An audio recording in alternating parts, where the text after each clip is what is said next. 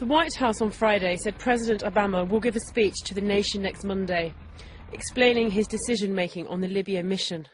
The timing came as Obama has been criticised both by the media and politicians in his country for not having clear goals and exit strategy in US military engagement in the North African country.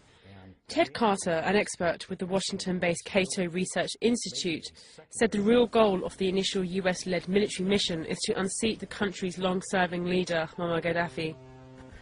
And the reality is that protection of civilians may be a secondary goal of the intervention, but the real goal is to unseat Moammar Kadafi.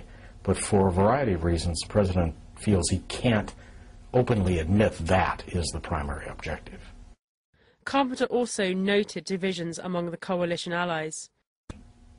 The allies themselves are divided, even beyond the split between the Arab League and the NATO members. The U.S. and Britain apparently want to proceed rather cautiously. France has been openly in favor of getting rid of Gaddafi, so you have those tensions. I suspect ultimately the objective will be to get rid of the Gaddafi regime.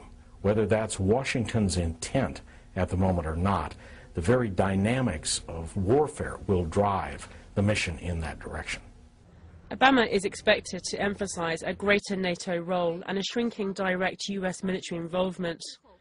NATO has announced control over enforcing the no-fly zone over Libya, but details on NATO taking over the broader military mission are left for further discussion. Michael O'Hanlon, senior fellow at the Brookings Institution, also said US goals in Libya are muddled.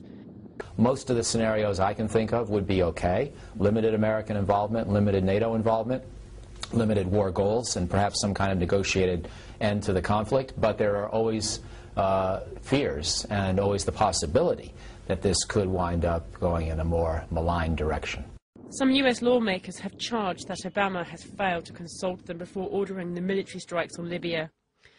Secretary of State Hillary Clinton, Defense Secretary Robert Gates and some top military officials are scheduled to hold a classified briefing on Libya next Wednesday for lawmakers.